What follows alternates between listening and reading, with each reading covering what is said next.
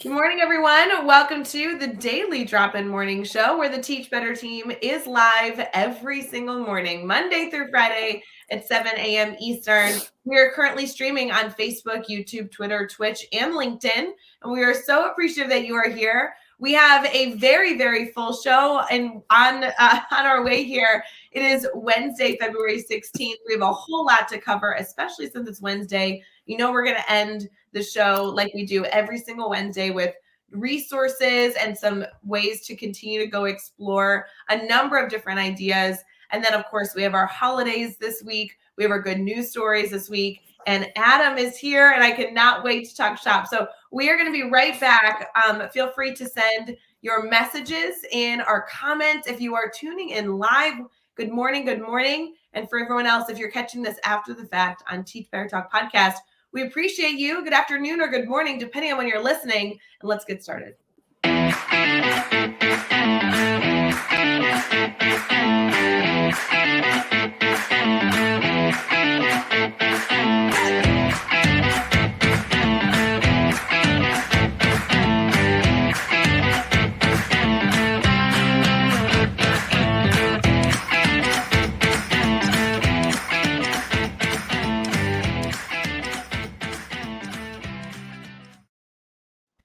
Good morning, everyone. It is Wednesday, February 16th, and we have Adam on the show. Adam, how are you? I'm good, Rae. How are you?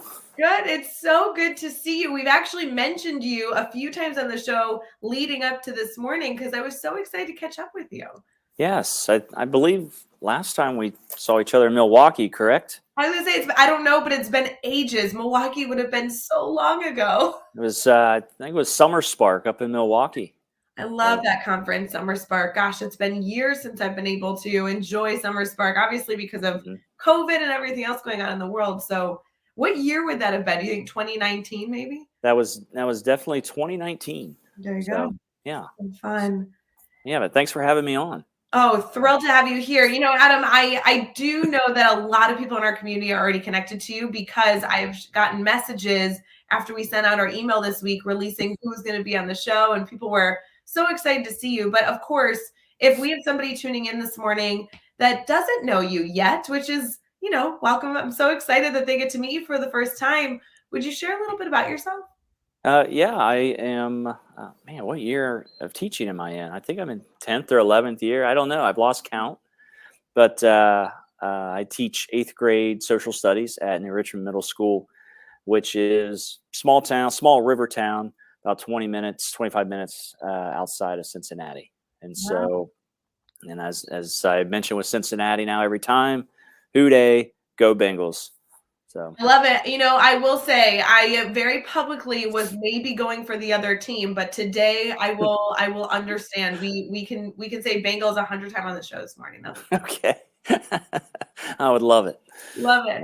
Good morning to everyone here. I think we have a bunch of people jumping in. Looks like Alex Valencic is even here this morning. He is, I think, at a conference. We have a little bit of a Teach Better crew getting together here in Illinois this afternoon. So if anybody's in the Chicagoland area and you consider yourself a Teach Better family member, Wednesday, February 16th, direct message me, call me. Let's do something. We'll have a little get together. So Adam, for educators that don't know your whole background, how did you get into your position that you're currently in? So, well, it's actually a wild story. So right out of college, I wanted to teach tennis. And I said, you know what, I'm going to forgo subbing. I'm going to teach tennis. I'm going to take a chance and bet on the fact that teaching tennis can help me become a better teacher, and I can use that as necessary. Well, it turns out that wasn't the case. I got tired of teaching tennis and I left. I just up and quit. I even asked my well, now wife, but girlfriend at the time, I go, do you care if I just stop teaching tennis? I'm not making money. She goes, do what you got to do. I'm like, all right, cool. And so I found my way into a district finally, like out of nowhere. I got called by a district to be a paraprofessional. Sure. And so I worked in a social communication unit. I think I made like $10 an hour, but I got my foot in the door, and then the county office I was working for had to lay me off after that. And so the actual district I was in picked me up. And then I had this position. It was called an LD tutor. Hmm. And basically, I was a special ed teacher with 5 fewer kids than a certified special ed teacher. And in one of my meetings, a representative from the district I'm currently in, and this is my alma mater that I work in. And in December, he goes, "Hey, Adam, do you want to work in our district?" And I went, "Yeah." And he goes, "I'll call you in May." And he called me in May, and he said, "Get your master's in special ed within 2 years, and done deal." And so that's what I did. And as soon as I finished my master's, I'm teaching social studies. So Go figure, going to get a special ed master's and ending up in a social studies classroom. exactly. And so I've been in the social studies classroom now for it's my 7th year of doing social studies here at New Richmond. So No kidding. yes. Man, it's so fun. Yeah, I don't remember how we all got connected. Now that I'm thinking through kind of like the journey and the timeline, do you remember how you got connected to the Teach Better community? You know what? I think it was through the Summer Spark up there Yeah. in Milwaukee, and that's where I met you guys for the first time, and that was where I actually presented for the first time ever, Oh, and then I remember watching you present on standards based grading. I yeah, remember watching Chad doing the grid method up there, yeah. and oh man. And then I spoke with another Teach Better member at one of the little roundtable sessions. Nice. Oh, what's her name? Tiffany Ott. That's it, Tiffany. Yep. She used to You go got with it. me up there. I love Tiffany. So, Yes. yeah. Mhm. And so yeah, so I think that's where we all got connected first, up there in Milwaukee. You know, it's really interesting. Later today, there's a conference that I had mentioned that there's a few people that are getting together. Conferences are such a fun way to see, other people that you engage with on social media. Summer Spark specifically is such a well done event, and I know that there's no comparing any conference, right? They all kind of Yeah. have their own culture and climate. They all kind of have their own mission statements, but Summer Spark to me is very similar to our goals for the Teach Better conference, where it's a more intimate conference. It's really focused on the experience as an attendee. And it is about the sessions, but there's also other things going on outside of the sessions you're walking into. The goals, even during lunch, the goal in Summer Spark is always to really foster people having discussions, healthy conversations, networking. I love that event exists. They do such a good job. Yeah. But it is very similar, kind of like even to what we're trying to create with Teach Better, and so many ideas we got from that conference as well.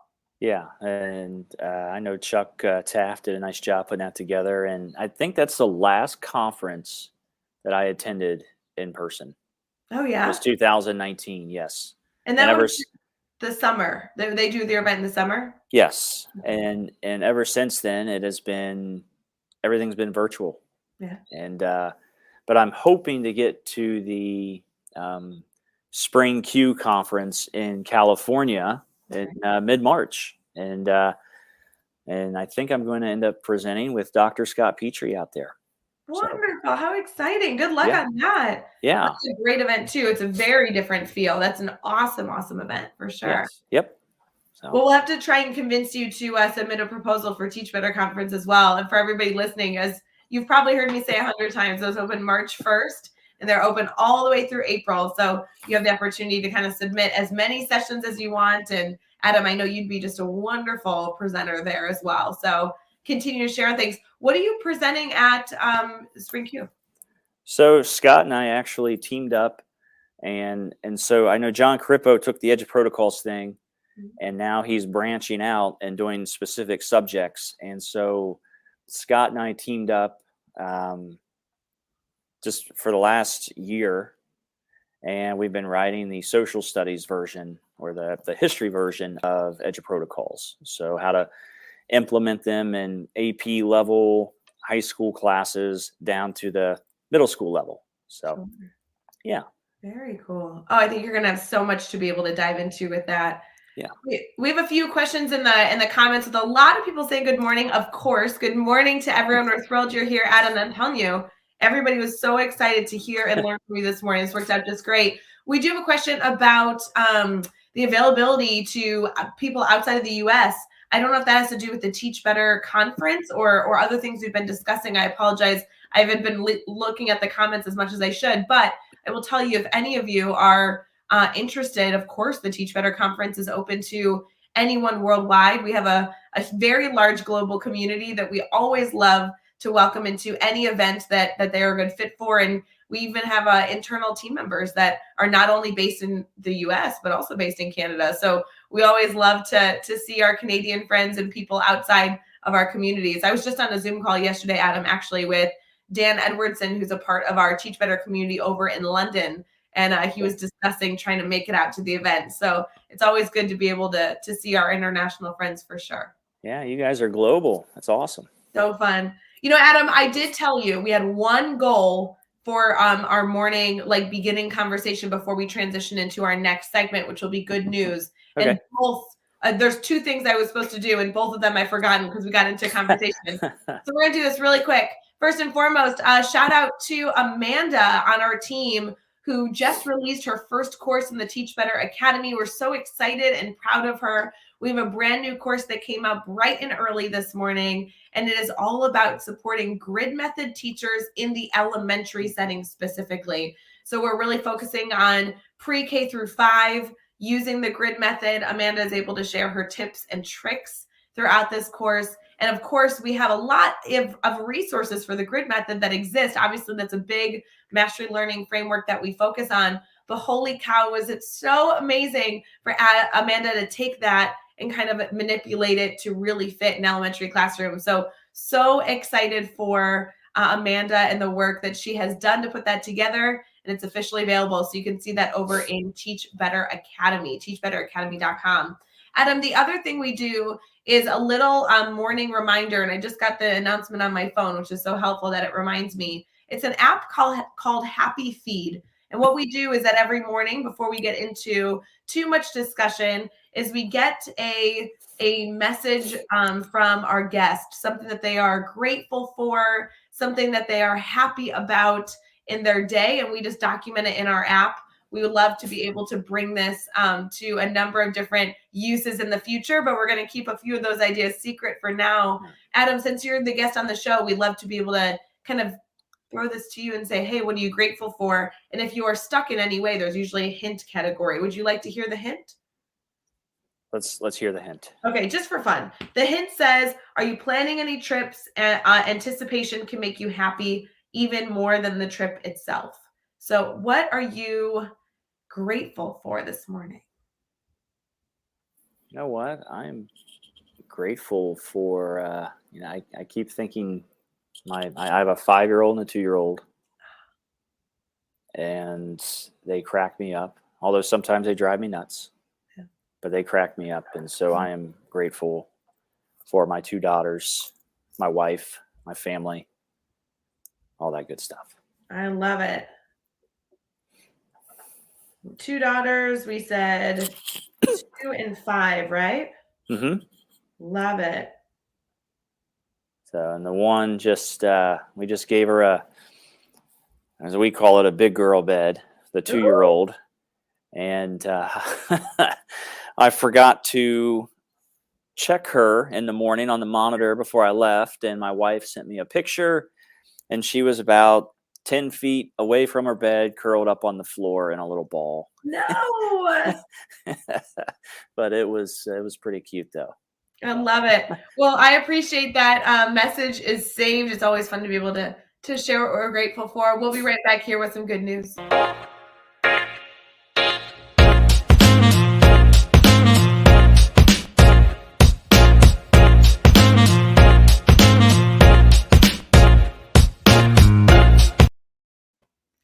Good morning, everyone. We are thrilled that you are here celebrating Daily Drop-In with us, trying to get your morning started as you're drinking your morning cup of coffee, brushing your teeth, and picking out your outfit. getting ready for the day. I know Adam and I were joking before we went live that, he's ready, sitting in his classroom, ready for students to join him later this morning. So we understand that so many of us are kind of on the go bright and early. We appreciate you choosing to include us for just a bit in your morning routine. Adam, in this segment, we love to make sure to mention holidays and good news stories. And there's a little bit of a weird feel for the holidays today, but you know what? I always can find a reason to celebrate. So are you up for a little celebration? Let's go for it. All right. Have my Today coffee. is World Almond Day. So are you an almond fan? Yes, I like the raw almonds from Trader Joe's. Ooh, okay. So finding Just those and they're healthy, I think. yes, that was about a year and a half ago. I decided to go vegan for about 3 months, and then quarantine and COVID hit, and then I'm like, I can't do this. And almonds were a major part of my diet during that 3 months. So There you but go. I love it. Well, today is the day to celebrate almonds. The other holiday that's listed today, and as many of you know, sometimes we have 15 holidays we're celebrating. Sometimes there's only 2. This day is a little small on the holiday list. So if you're looking to create a holiday, February 16th might be your day to do it. This is an interesting holiday that I don't know how I might celebrate. It says, "Do a grouch a favor." So like oh find someone that's a little grouchy today. Go do yeah, a favor. Any thoughts on that? I would say that ties into the random act of kindness week. You Tell know, me about that. I know you were celebrating that this week. I love it. and yeah, so I heard on NPR that it's random act of kindness week. I actually just heard that this morning. And one thing I do every single day is I write a daily message on my board and to my students. And yesterday, just by coincidence, I wrote, kindness is something we always talk about, but yet seems like it's so hard to do sometimes. And really, all it starts with is a smile. That's it. Just smile. And then maybe that can lead to a hi or how are you doing or something. And then that can just lead into bigger and better things. And so maybe all we need to do for that grouch is just smile at that grouch. Maybe that'll be enough. Who knows? I think that we've given some very manageable challenges here on the Daily Drop In. We're able to say, hey, maybe you could do a grouch a favor, or if you can't muster up the favor, a smile works. I like it. Yes. That's very doable. We had a good news story that we were sharing today that I know, Adam, you had a good news story that I wanted to add to this. The headline for this says, this is the first time someone with cut spinal cord was able to walk freely thanks to new Swiss technology. So for those of you who are interested, there's a gentleman named Michael who was paralyzed during a motorcycle accident, and he completely severed his spinal cord. So he was fully paralyzed, and there was really no therapy for him because of the severity of his injury. So he had no sensitivity or use of his legs in any way, shape, or form. As they went through kind of looking at what his options were, there was a new technology coming out of the area that looked at some rehabilitation that had never been done before. He now, with this procedure, with the therapy, and with the work of incredible doctors, is now walking with a walker, utilizing this new technology. So they said that it was like a night and day experience. They've been able to go into so many different opportunities for future movement, and they kind of went into the technology that's being used to make this big medical save. So for those of you who are interested, it was a really, really wonderful article on not only obviously an accident gone wrong, but also how technology can really dramatically impact someone's life. I know we were talking about a similar story of a child who was struggling with also having a medical disability that then was celebrated this weekend at the Super Bowl. Yes. So my Bengals are in the Super Bowl, and I know there's several kids around the tri-state area here in Cincinnati where various organizations and businesses purchased Super Bowl tickets and plane or airfare and hotel, and sent many kids from the Cincinnati area out to Los Angeles. Mm-hmm. And one of them was from our district, from my district. And I just think that's so cool to give those kids that experience. So that's good. Any experience for anybody, right? Like, sign me yes. up. It's great that these kids were able to experience that. Yeah. Yeah. Wonderful. You know, Adam, in our next segment here, we're going to get into our brainstorm bank, which we're able to do every single morning, kind of get into our theme this week and also discuss what you're most passionate about. So we'll be right back.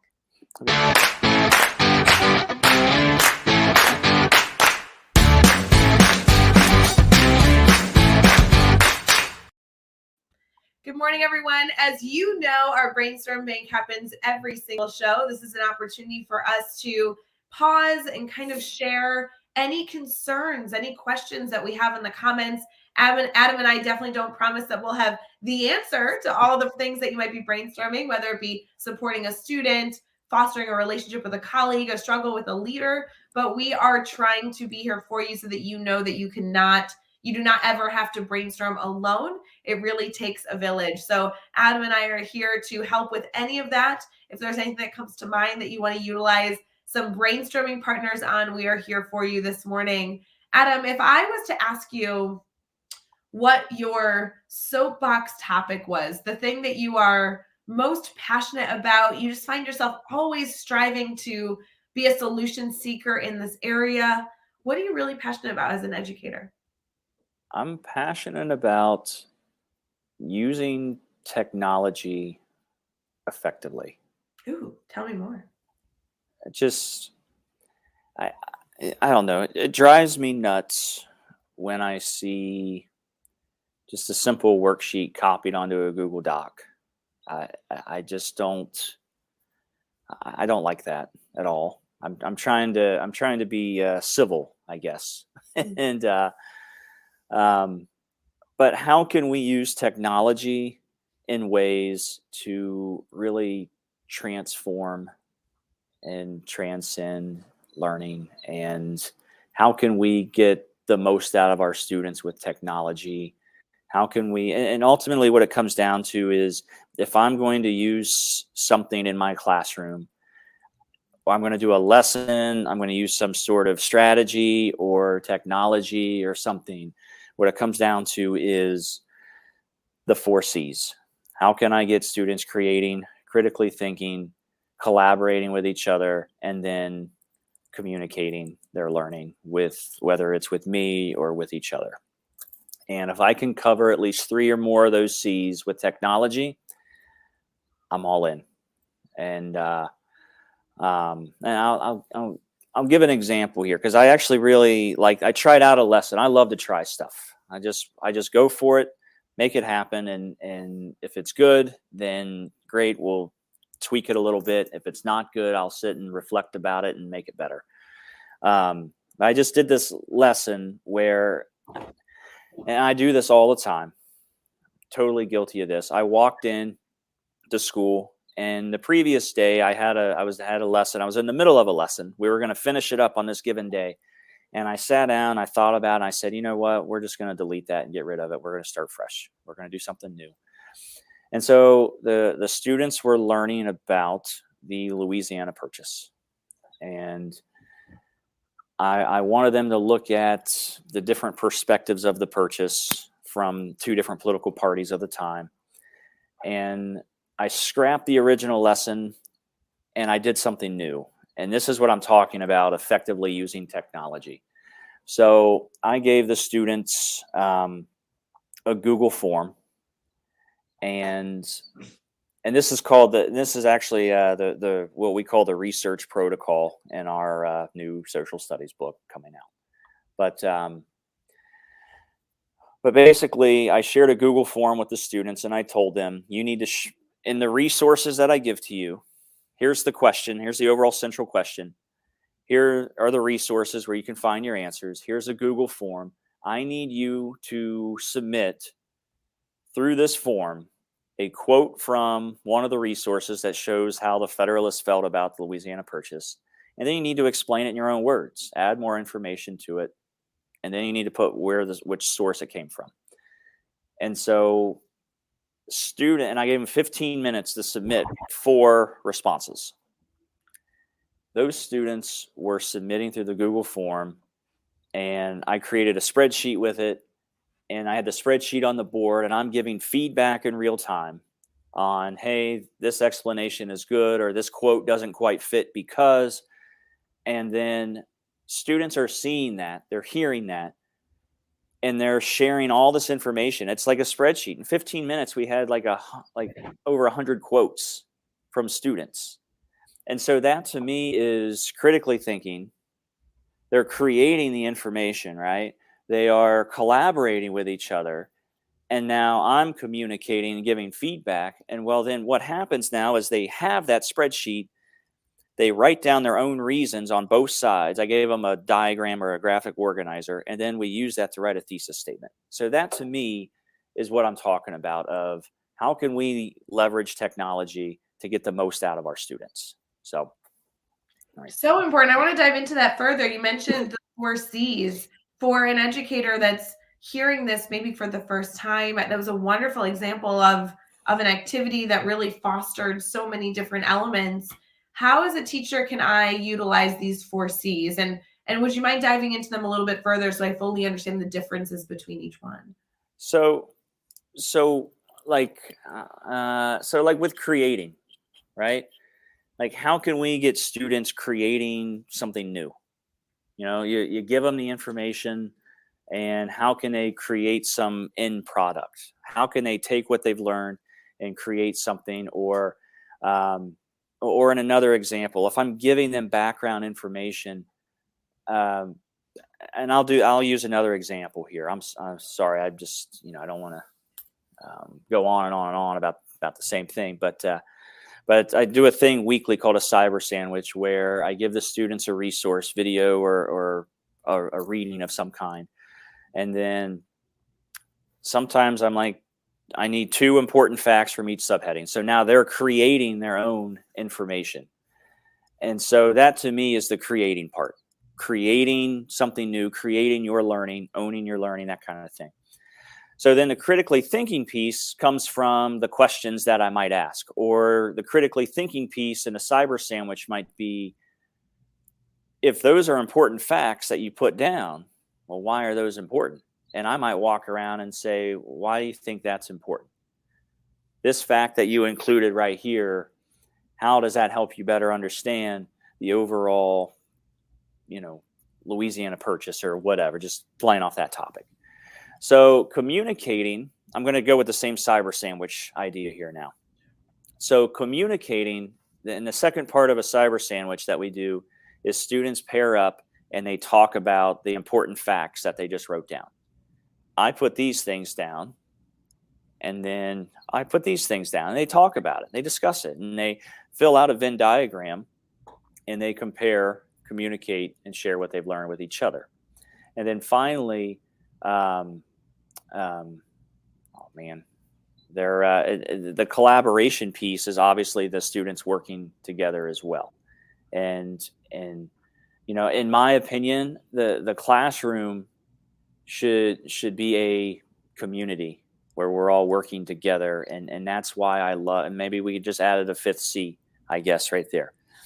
But I just love this idea of students creating and sharing and working together towards common goals within the class. And so and I'm going to mention EDUprotocols, and so that's why I love EDUprotocols so much, and why I have made them a major part of my classroom. So, this week we are discussing our weekly theme, and this changes every single week. It just gives us something to discuss, to dive into further. Our theme this week is about creating safe environments, and that could be physically, that could be emotionally. There's so many elements that can go into fostering a safe learning environment. When you're discussing this, I think there is so many components here that overlap, of wanting to create a safe, collaborative, communicative environment for students to be critical thinkers and everything in between. How do you foster an environment that is open to the work that you are doing on a daily basis with students? I think it starts with the message from the get-go. I know someone sent me an email and wanted me to write a blog, and I remember putting this in that little blog post that I actually start the school year off with telling the students that I don't care about social studies. Like at the end of the day, these students are going to, forget most of what they've learned. I mean, you hope that's not the case, but I mean, let's just be realistic. They're going to forget a lot of things from 8th grade social studies, and that's okay. But one thing they will always remember is how they felt sitting in this classroom. And so to me, it starts with setting the tone in that way of, I care about the people that are in this classroom. I care about the human beings that are before me. And so I start off every single class asking the students how they are doing. I just go around and I say their name, ask them how they are doing. And I've even had some students say to me that, I really like how you ask us how we are before we actually learn social studies. Mm-hmm. Like you put us before the subject. Yeah. And I'm like, well, yes, you guys are the subject. So you guys are going to come first. And then I also, as I mentioned, I write a daily message on my board every day. I got that inspiration from Montessori or Siri. I don't know. Maybe I said that wrong, but on Twitter, I just love that idea of writing a message every day on the board. And so like today I wrote, every day is an opportunity to make choices and learn, take advantage of today, be creative, ask questions, try something new. It's in these moments that we learn the most. And so that's my message today. And I don't know, I come in and think of something new. So I just set that tone from the get-go. And I not only do I talk the talk, but I try to walk the walk by asking these students how they are, writing messages on the board, being positive, asking questions. And part of it too is the EDUprotocols allow me to walk around the room. Like when they're doing a cyber sandwich, I can walk around this room, ask kids how they are doing, actually kneel down, ask them some questions, kind of get into their mindset a little bit. And that helps me get to know them on another level as well. It's not only can I walk around and teach, I can walk around and get to know them as well. Yeah.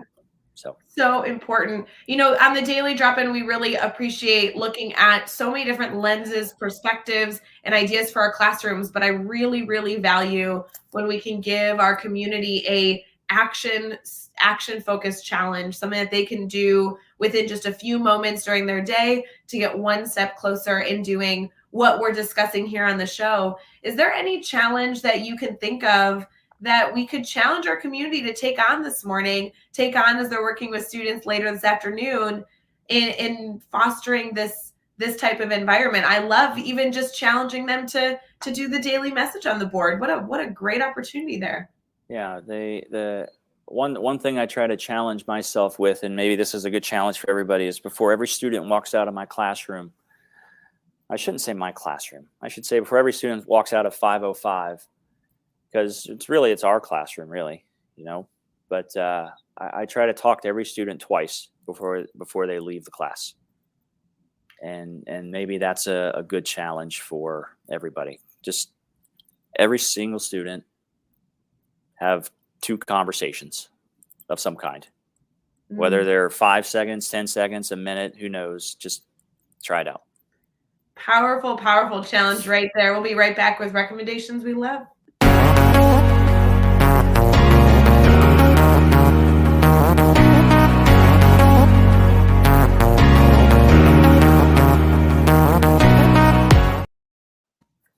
Good morning, everyone. We are finishing up our show here on the Daily Drop-In. There has been so many good tidbits from the show. So if you are just tuning in right now, make sure you go back to the very, very beginning where you're able to dive into so many different pieces.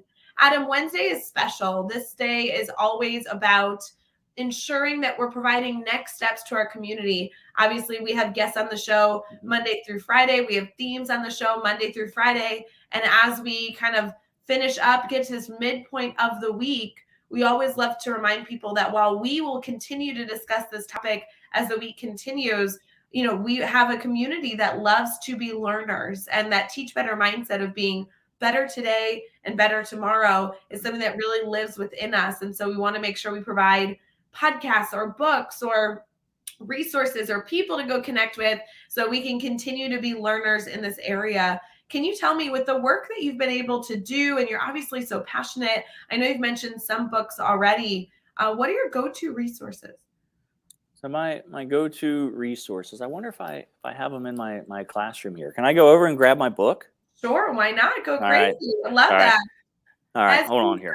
as Adam's doing that, I know go ahead, Adam, go grab that. I know there's a number of different books, resources, podcasts, depending on specific things you might be exploring. I will say that I'm sure Adam is going to be able to provide us with some resources that really directly relate to his passions. But as you're thinking through wanting resources on creating physically safe environments or resources in creating culturally safe environments, I want to challenge all of you to reach out to our team and be able to provide you with some of those resources. Obviously, we'll only be able to have a few recommendations here this morning, but there is a lot out there. So if you're looking for a podcast to listen to, a professional development to attend, or a book to check out, please feel free to direct message me, and I will try and connect you with somebody who can get you that support. Adam, I'd love to hear what resource you want to highlight this morning. Well, I have a couple. All right. So I've already mentioned EDUprotocols. That's a go-to book of mine. But the Why Don't Students Like School? I think that's a fantastic book. And I think like this is something like how we learn, and like cognitive scientists studying how we learn. I think that's something that's missing from education. It's missing from, I don't ever recall learning how students actually learn when I was going through the College of Education. And so I think that's a fantastic book. Really opened my eyes to some things, and had me change the way that I teach a little bit. And so I'm probably going to go back and read that book again because there's so much good stuff in there. Another passion of mine is differentiation. And I think this book by Dr. Jane Kais is a phenomenal book. And it just came out, I believe, in 2021, August of 2021. And so, so many, and here's what I love about this book. I think sometimes teachers get caught up in this idea of differentiation, and they seem overwhelmed by it. But, and I get that. I totally get how we're overwhelmed with, 85 million things on our plate. But what I really like about that doable differentiation is that there are some really great takeaways from that book, and that she makes it seem like, yeah, we already do a lot of this stuff, or this is differentiation and you probably didn't know it. And so, that to me is what I like about it, is it already affirms what we do, but yet here's some other stuff that you can incorporate into your teaching. So, two great resources. Thank you for providing us those recommendations. I love it.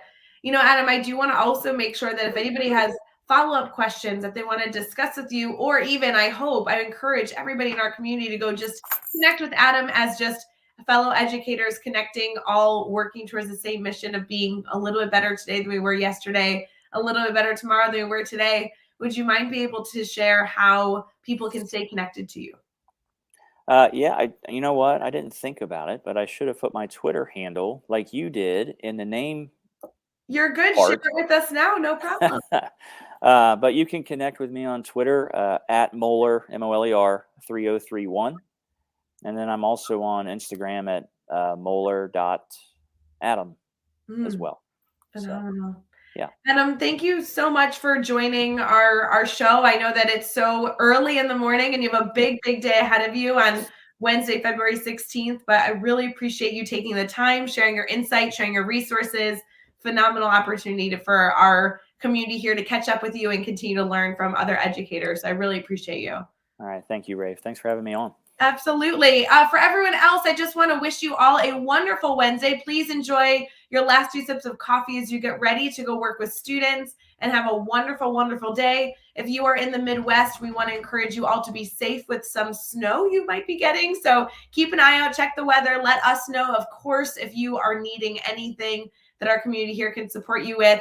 And again, shout out to the one and only Amanda from the Teach Better team, who released a brand new course this morning on supporting mastery learning at an elementary level. So for those of you that are interested in checking that out, go check your email. But an easy link to go to is teachbetteracademy.com. For everyone, we hope you have a wonderful Wednesday. We'll see you later.